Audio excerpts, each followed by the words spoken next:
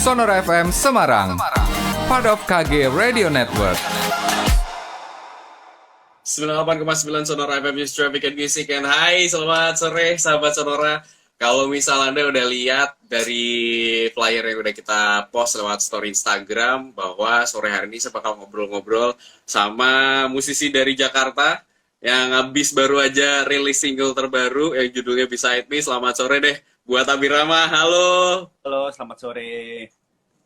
Wih, ini tadi kita sempat ngobrol-ngobrol soal kondisi COVID di Semarang sama di Jakarta kayak gimana ya Bang yang tadi ya Bang ya. Iya. Tapi ngomongin soal musik deh, di awal nih mungkin bisa diceritain dulu deh untuk single Beside Me ini sendiri sebenarnya dirilis kapan, terus ceritain tentang apa dan segala macam. Beside Me baru rilis September lalu. Pokoknya kalau nggak salah minggu kedua September. Jadi itu lagu sebenarnya juga udah lama. Lagu itu kan buat istri kan ya. Sebenarnya waktu mau wedding di November, Oktober tahun lalu, gue pengen bikin lagu buat dia yang spesial, dimainin di apa namanya resepsinya gitu kan ya. Nah jadilah lagu Beside Me ini. Oke, tapi sebelum kita masuk ke materi Beside Me lebih jauh nih, kita ada sedikit gimmick dulu nih, gimmick dulu kan tadi udah 5 maraton nih kan. Hari ini ada 8 interview, ini udah ke-6 berarti ya Bang ya. Gini, hari ini nih untuk live kali ini pengen ditanyain apa gitu. Tapi nanti itu dijawab terakhir aja waktu kita nanti mau closing. Jadi dipikirin dulu. Oke. Oke, dan berikutnya boleh dong kasih 5 playlist yang lagi dengerin akhir-akhir ini Bang? Akhir-akhir ini sih lagi banyak dengerin macem-macem sih. Playlist atau artis nih? Playlist dulu yang lagi sering demen banget kayak diputar-putar ulang mulu akhir-akhir ini. Yang pasti kalau misalnya playlist sih ada beberapa yang ini nih, kalau di Spotify yang ada low profile, yang ada apa soul R&B, terus yang ada dari anak baru bosku ya, dari apa tuh?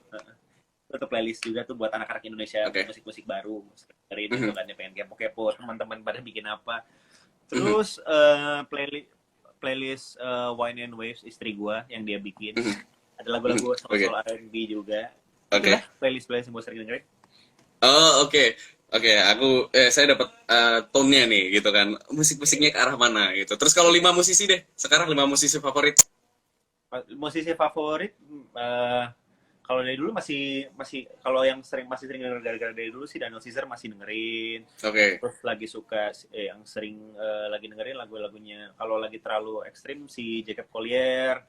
Terus kalau yang lagi mainstream lagi senang si John Legend, lagu-lagu lagi banyak kan lagu baru dia. Terus siapa lagi ya? Itu sih. Kayak gitu ya. 3 musisi itu tadi ya. Kayaknya tapi kalau misal ngomongin soal ada John Legend, ada Daniel Caesar, yang aku dapat sih dari beberapa single yang lo bawain Bang gitu kan, kayak ada Beside Me, terus ada Ego. Kayaknya memang ini arahnya ke R&B gitu ya. Ke R&B ada sedikit sentuhan bluesnya. Terus liriknya pun kalau gue bilang bukan lirik-lirik yang biasa ya, tapi lirik-lirik yang ini tuh ada sedikit apa ya, kalau aku bilang ada sisi jiwa terdalam gitu. Terus kelihatan banget sama di single Somewhere I Belong. Itu menurut gue itu kelihatan banget Bang. Kayak apalagi ditranslatein di musik videonya. Nah ngomongin soal Beside Me nih. Kalau gue bilang sih, kalau gue tadi sempat dengerin, udah dengerin juga singlenya, terus sama ngebaca lirik-liriknya segala macam.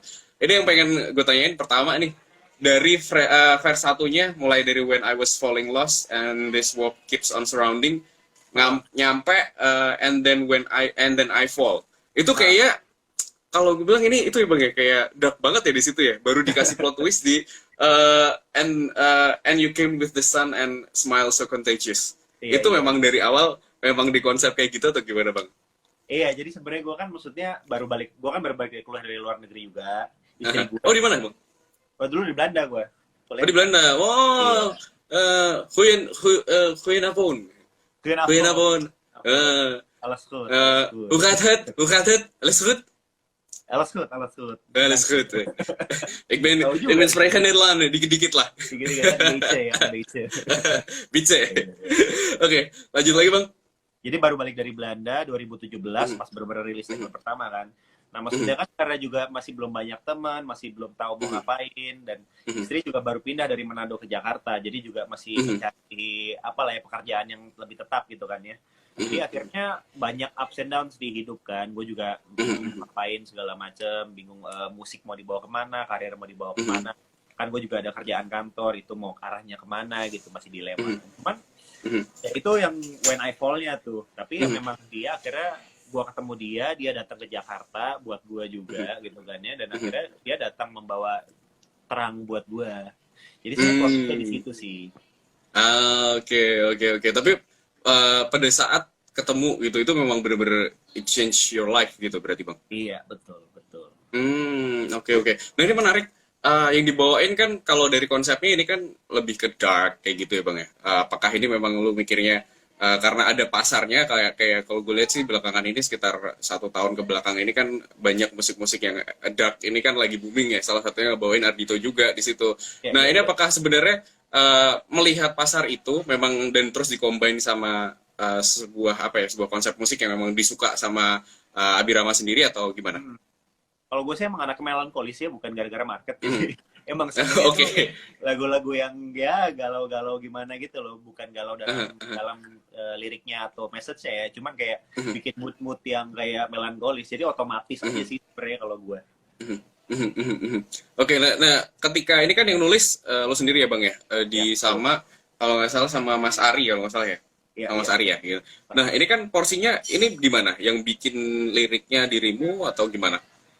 Jadi kalau lagunya sendiri kan ketemu Kang Ari itu ketika udah selesai wedding. Jadi sebenarnya lagunya sendiri udah jadi. Aransemennya pun udah jadi. Karena kan gue harus bikinin aransemen buat home band, wedding bandnya kan. Jadi udah ada aransemen. Cuman pas kita mau rilis, officially rilis sebagai lagunya Abirama, akhirnya kita kolaborasi sama Kang Ari buat bikin aransemen yang terakhir. Jadi kolaborasi dia di aransemen. Oke, berarti sebenarnya lagu ini udah jadi dulu ya? Udah dibawain, terus akhirnya karena ini juga mungkin dilihat, oh kayaknya bagus banget nih kalau misal dirilis sebagai sebuah single, akhirnya baru dari situ diseriusin gitu berarti? Bisa dibilang gitu? Jadi yang benar-benar bisa dirilis gitu. Oke, tapi awalnya untuk lirik sendiri itu bener-bener apa ya, memang sengaja mikirnya pakai bahasa Inggris atau gimana? Soalnya kan kalau misal kita ngomongin soal bahasa Inggris kan kayaknya nggak semua orang Indonesia bisa apa ya merasakan esensi dari lagu itu. Mungkin feel yang dikasih atau ya dikasih di sebuah lagu itu memang dipikirkan dari awal atau gimana? Sebenarnya sih bukan karena, apalagi karena ini kan tujuannya juga awalnya bukan untuk dirilis, maksudnya bukan tujuan utamanya, bukan emang buat bisnis. Jadi waktu itu juga bukan pemikiran apakah masyarakat bakal denger apa segala macam gitu kan. Jadi emang juga gue nyaman pakai bahasa Inggris, akhirnya gue juga pengen istri gue pakai bahasa Inggris. Jadi gue pilihnya bahasa Inggris. Cuman yang memang menurut gue juga sekarang lah kayak Ardhito juga banyak banget lagu-lagu bahasa Inggris segala macam. Terus juga artis-artis lain, artis-artis luar bisa bahasa Inggris lagu kesini pada nyantol, orang-orang dengerin lagu bahasa Korea juga bisa menikmati kan. Jadi menurut gue ya bukan masalah hambatan lah kalau bisa lebih kita bahasa Inggris. Oke, ini menarik karena ini kan lagu buat istri ya gak? Buat istri nyanyiin waktu wedding gitu. Tapi awalnya istri tahu nggak sih kalau bikin lagu ini atau sebenarnya dari awal ikut terlibat juga? Sebenarnya sih dia ya gue bilang gue mau bikin lagu buat lu buat resepsi gitu kan ya, gue nggak lagu sih, aku mau bikin lagu buat kamu. Terus dia tahu ada lagu dan dia sempat denger sih kayaknya, karena kan pas latihan sama home band dia nemenin tapi suruh tunggu di luar, tapi kan tembus kayaknya suaranya, jadi kayaknya udah udah bocor duluan. Tapi ya akhirnya bener-bener full satu lagu dengarnya pas di resepsi itu. Oke. Responnya gimana waktu itu abis nyanyiin? Yang bagus banget ya nggak bagaimana tuh? Dia nggak komentar gimana sih, kan mesti lagi di tengah-tengah stage, terus kita berdua doang kan di tengah-tengah tuh, pegang gitar, home band di ujung sana, terus kita kursi hadap-hadapan gitu kan ya. Jadi ya cuman bisa ngeliat ekspresinya doang. Cuman sih kalau buat nilai sih ekspresinya cukup terharu ya. Oke, tapi kalau misal ngomongin tadi seperti mention juga ada Daniel Caesar, terus ada John Legend juga. Yang sejauh gue tahu sih soal apalagi John Legend ya, dia kalau bikin lirik tuh kayak memang dalam banget. dan ada sedikit unsur-unsur darknya juga. Apakah ini juga jadi influence juga sebenarnya untuk dirimu dalam bermusik? Iya, dan mungkin juga karena apa namanya, gue bisa kena kayak sama liriknya John Legend, Sam Smith, gitu kan juga karena emang unsur-unsurnya sebenarnya banyak sekali yang lumayan deep ya, lumayan dark dan lumayan kayak tertekan juga nih ya, penyanyi-penyanyi hidupnya, kasihan juga nih. Gue bisa dilihat sama itu tuh gitu, dan itu yang akhirnya gue juga terinfluence kayaknya, dan akhirnya ya gue juga senang bikin lagu-lagu yang kayak gitu.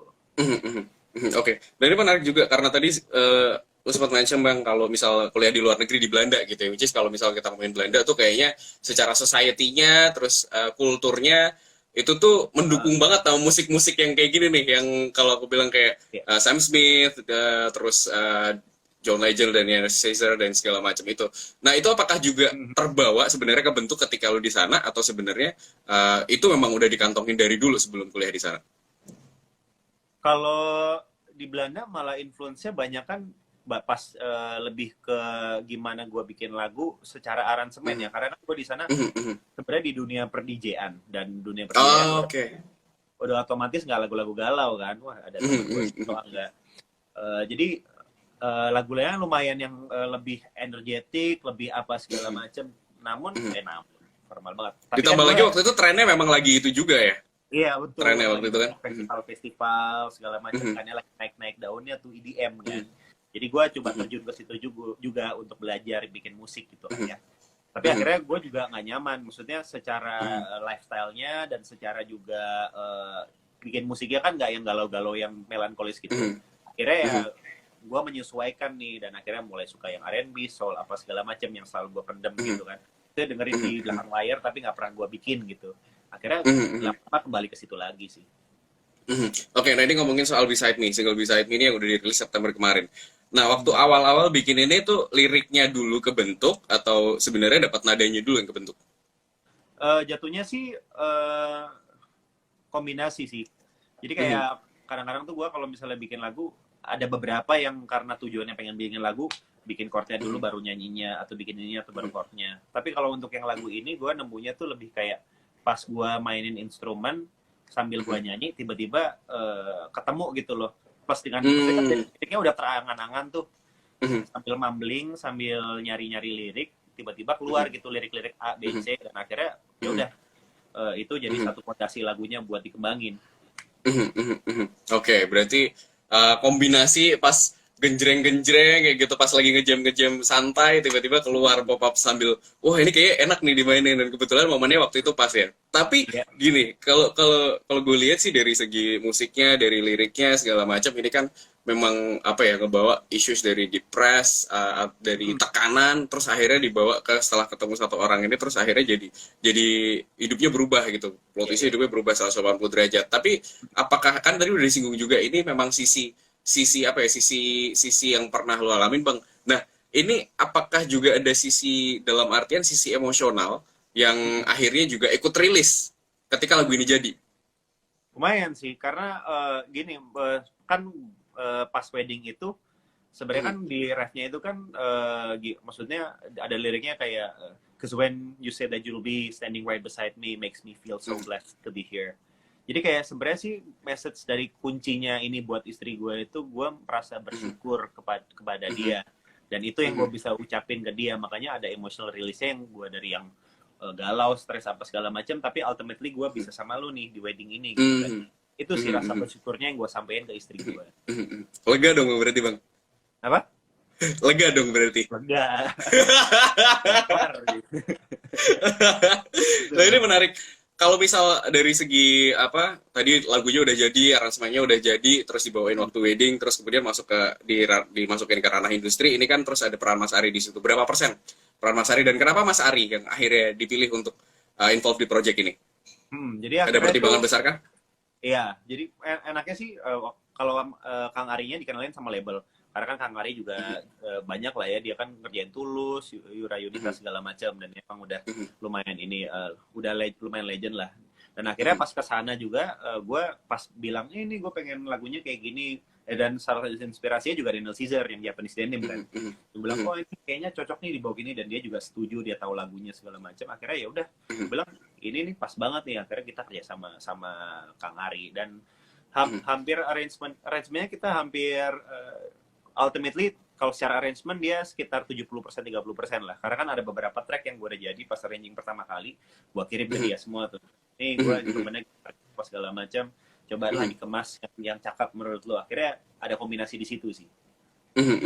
Kalau bisa dibilang di berapa persen tuh Mas Ari ikut, maksudnya berperan di project ini? Untuk aransemennya akhirnya dia 70% dia yang kerjain. 70%. Oh, oke. Dan itu memang apakah ada revisi-revisi kayak kayaknya enak dibikin gini deh, Kang, enak dibikin gini, atau memang dari awal ternyata begitu dibikin, wah udah langsung cocok nih ternyata? Akhirnya banyak revisi karena bukan banyak sih, maksudnya ada lah revisi yang kayak gitarnya yang ini dong ditambahin, dikurangin, atau misalnya apa segala macam. Karena kan gue juga seneng arranging ya, jadi mungkin juga gue agak BM. Hit headnya dong rada-rada lebih kenceng nggak? Kayak lebih enak deh kalau hit headnya lebih kenceng nih. Makanya jadi rada BM ini lah segala macam mixingnya apa. Tapi ultimately sisanya gue lepasin ke Kang Ari lah gitu, karena kan gue tahu dia kan taste-nya lah. Oke. Dan kalau misal kita ngomongin soal musik videonya, ini juga udah available juga di YouTube. Ini memang ngedirect juga di situ, atau sebenarnya konsep ini udah jadi juga sebenarnya? Kalau kalau video klip tuh emang rada dadakan. Jadi awalnya kita nggak mau bikin video klip. Cuman setelah dipikir-pikir, sayang juga kalau nggak bikin video klip, karena secara promosi kan kontennya berkurang, karena apalagi digital gini kan kita pengen banyak promosi kan gitu kan. Jadi akhirnya udahlah kita bikin video klip di minggu pertama tuh, di minggu pertama September, minggu depannya harusnya udah rilis lagu. Jadi kayak bikin video klip. Ya, di masa pandemi nggak bisa keluar rumah, akhirnya kita bikin video klip jam 10 malam sampai jam 6 pagi. Itu juga lembur banget ya. Lembur.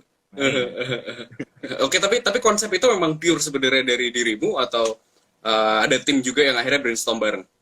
Akhirnya pakai tim, karena maksudnya kan kalau lo lihat album artnya, album covernya kan lumayan rustic, yang gimana itu kan tur ke wedding gue. Nah, tadinya gue pengennya ke konsep kayak gitu, cuman ya gue mikir ya mungkin juga kan. Akhirnya gue lempar ke si Ido, video clipper gue yang sering kerja sama gue. Dia bikinin lah konsep yang Jakarta yang menarik, yang estetiknya bagus. Akhirnya gue bebasin dia untuk berkarya. Oke. Dan urbannya dapat ya dari situ ya? Yoi. Gua mantap. Tapi gini juga nih, karena sebenarnya kalau bisa pertanyaan gini deh. Single ini record kapan, sampai jadi itu kapan? Single ini tuh di-record Desember. Kayaknya Januari akhir tuh udah kelar sebenarnya lagunya. Oke, berarti sebelum pandemi datang ya? Iya, betul. Oke, tapi ada pertimbangan nggak sih rilis di tengah pandemi gini tuh? Memang ada unsur juga yang kayak ngasih positive vibes buat teman-teman semua, kalau bahwa ternyata pandemi itu nanti juga bakal berakhir, dan ada plot twist yang nantinya tetap bisa bikin bahagia kok. Ada pikiran ke situ juga nggak sih sebenarnya? Sebenarnya malah gue yang terinspirasi sama musisi-musisi lain sih. Maksudnya gue ngeliat masih banyak yang ngeluarin lagu, masih banyak yang berkarya gitu kan ya. Dan gue juga merasa ya karya gue harusnya juga bisa didengar orang-orang walaupun di masa kesulitan gitu. Kita juga masih berusaha, masih kreatif gitu kan ya. Lebih ke ininya aja sih, terinspirasi untuk lebih tetap aktif dalam masa-masa sulit gini. Oke, ngomongin soal antara gue coba itu ya, tadi sempat dengerin Ego juga, terus Beside Me. Kalau gue ngerasa sih single ini tuh jauh lebih kalau dibilang lebih dark juga nggak sih sebenarnya? Sebenarnya kalau ngerti ceritanya juga dark sih. Sebenarnya Ego itu kan juga tentang dulu istri gue waktu itu masih pacaran. Itu jadi kayak cerita nyambung sebenarnya. Jadi Ego sendiri itu karena gue nggak bisa ngontrol ego gue kan. Gue kadang-kadang terlalu selfish, terlalu egois, suka nggak bisa ngontrol diri. Kalau marah lah, kalau misalnya emosi lah, itu ego tuh. Gue ngomong ke diri gue, lu nggak usah gitulah, lu nggak usah nyakitin istri lu. Nah, ketika gue udah sadar itu, si Beside Me itu turning point-nya, dan gue bisa akhirnya merasa bersyukur dan berterima kasih ke istri gue. Jadi sebenarnya story-nya nyambung. Jadi akhirnya yang bikin dalam tuh ya yang lu bilang tadi, ada switching point-nya itu yang bikin dark itu. Oke. Oke, berarti bisa dibilang gini dong, objeknya aja yang berbeda tapi dalam satu story yang sama, objeknya kalau ego itu lebih ke gimana di sebuah hubungan, tapi kalau untuk Beside Me ini lebih ke diri sendiri ya, kayak gitu ya berarti ya? Iya, iya. Oke, tapi ini setelah dirilis terus tadi gue sempat lihat juga di Instagram udah ada yang cover, gimana tuh rasanya tuh? Dibawain dengan aransemen yang beda loh ini loh. Iya, aransemennya juga lucu gitu loh. Pas gue denger, wah ini lucu juga. Karena maksudnya kan gue nggak nyangka juga, maksudnya ini lagunya kan lagu slow apa segala macem. Tapi kalau mereka bawain kan lebih, mereka hitungannya genre-nya apa ya? Gue nggak tahu deh itu genre apa. Cuman lebih fun Groove, gitu. semacam ada groove gitu nggak sih? Iya, nge-groove gitu kan. Sedikit ada oldie sedikit juga kan influence-nya. Jadi asik gitu loh. Nggak kebayang bisa bikin lagunya jadi kayak gitu. Seneng sih. Oke, dan ini bisa jadi oke gini. Ini jadi menarik nih, ada sebuah pertanyaan gini. Dari single-single yang kemarin udah dibikin, ini kan tone-nya kalau gue bilang sih mellow ya. Nah, tapi apakah ini mellow akan jadi bensin untuk karya-karya berikutnya juga? Kalau lagu-lagu yang udah jadi yang udah gue recording yang belum rilis hampir semuanya mellow sih. Jadi kayaknya emang udah arahnya ke situ. Oke, nice berarti. Oke, gini deh. Sekarang terakhir mungkin karena udah hampir jam 4:30 juga, single Beside Me ini udah tersedia di platform mana aja? Di platform kalau mau streaming ada di semua streaming platform, ada di YouTube Music, Spotify, Deezer, Apple Music. Terus juga kalau tadi dibilang video klipnya ada di YouTube, bisa di-search di sana. Oke, sekarang kita masuk ke pertanyaan yang tadi di awal. Kita balik lagi. Hari ini pengen ditanyain apa? Gue nggak saking banyak ngobrolnya sampai belum kepikiran tuh pertanyaannya tadi. atau gini kita switch. Paling bosan hari ini ditanyain apa? Paling bosan ditanyain apa? Sebenarnya yang gue penasaran pada nanya kenapa bahasa Inggris sih. Bukan bosan sih. Tapi maksudnya ya paling banyaknya nanya kenapa bahasa Inggris. Gue mikir ya karena emang nongolin bahasa Inggris gimana dong? Tapi gini, ini the last question. Udah puas sama single ini?